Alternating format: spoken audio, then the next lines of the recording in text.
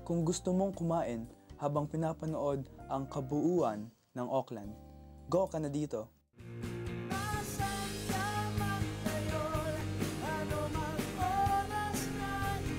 Wait, cut.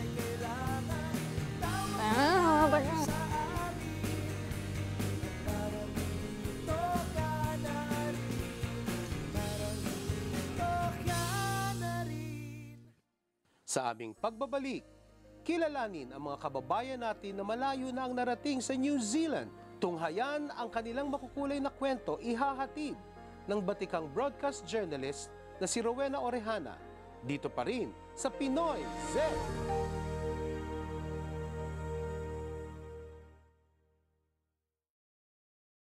Lipat dito, lipat doon, hakot dito, hakot doon. Ganyan talaga ang buhay kapag wala kang sariling bahay. Ako po si Patrick at ang aking team.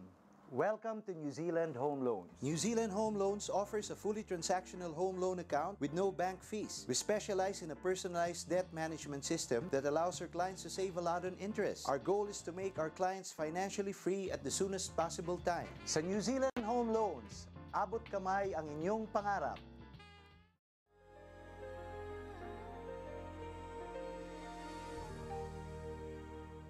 Dahil ito ang kauna-unahan nating episode, naisip naming dumalaw sa bahay ng isang established na migrant. Si Mauro Oreta, mas kilala bilang Kauro, ay isa sa mga moderators ng AKLNZ Pinoys, isang e-group na tumutulong sa bagong migrants. 13 taon na sina Kauro, ang asawa niyang si Jean at anak na si Fides dito sa New Zealand. Tulad ng nakakarami sa atin, ang lumalalang problema sa kapayapaan at kaayusan, politika at ekonomiya ang nagtulak sa kanila na manirahan na sa ibang bansa. 90s, di ba? 94, ganun. Magulo sa atin. Magulo yung politics, daming kudita. And, kasi sa government din ako nag-work noon eh. Nag-work ako sa immigration, sa Bureau of Immigration time na yun.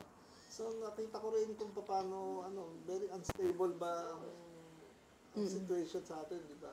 Saka talaga medyo napuno na rin ako sa politics.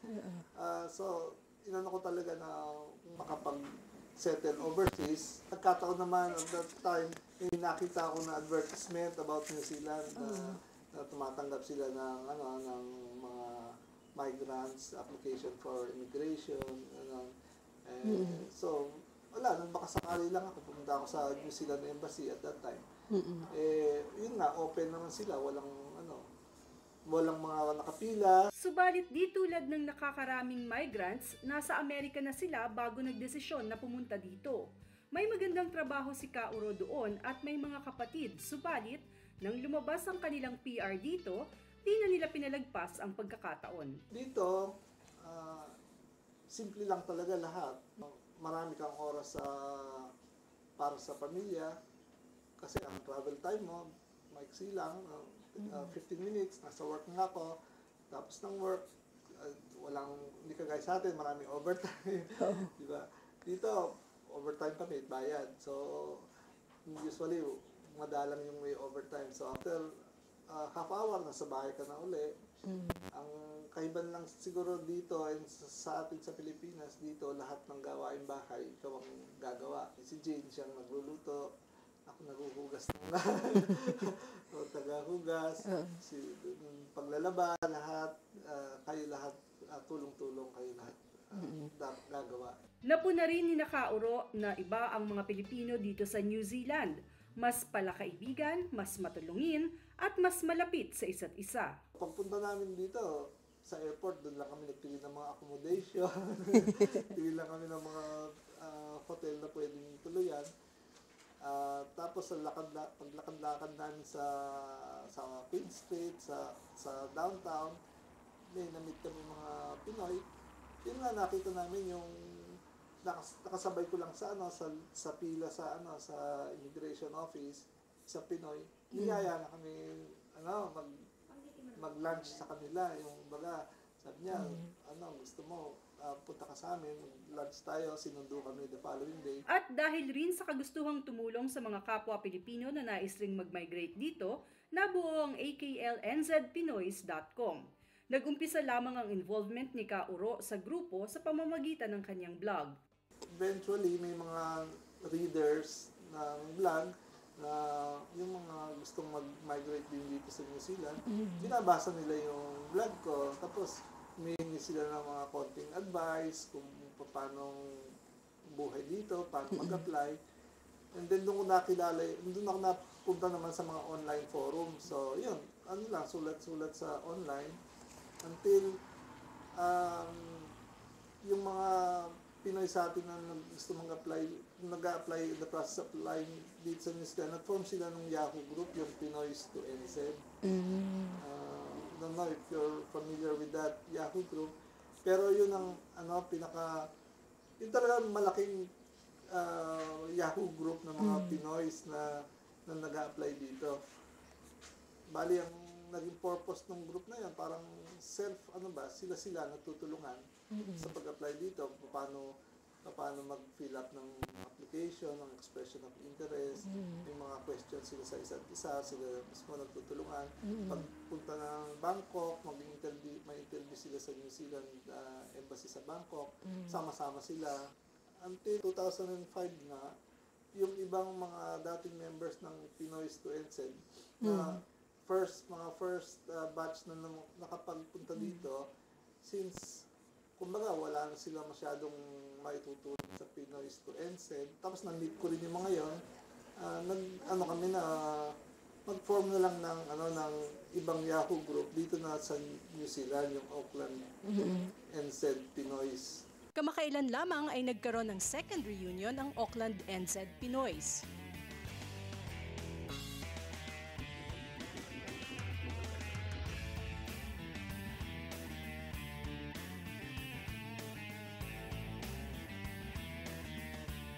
Ang AKLNZPinoys.com ay nagbibigay ng impormasyon mula sa saan makakabili ng San Miguel Beer, payo tulad ng mga nahuhuli ng drink drive at tulong tulad ng fundraising para sa mga kababayang matindi ang pangangailangan. Hindi lamang Auckland ang nasasakop ng naturang e-group. Nagkataon lamang na dito nagkita ang mga magkakaibigang bumuo ng grupo.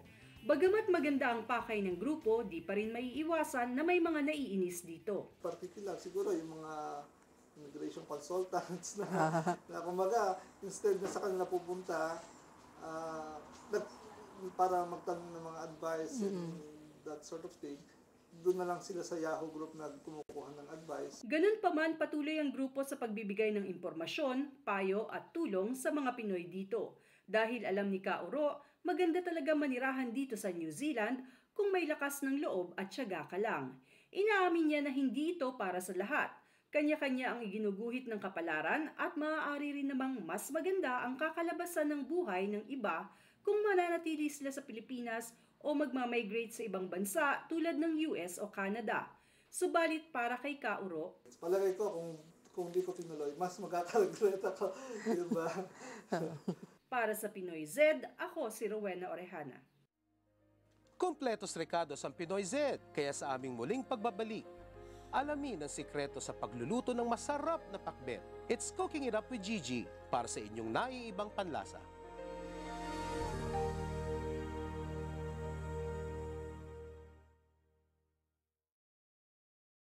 Green Pears International Limited, Salad Master Authorized Dealer of New Zealand. Invest in your health. Ames Immigration, connecting people with their future. NZ Forex Umac Express Cargo, bringing years of experience to your doorstep.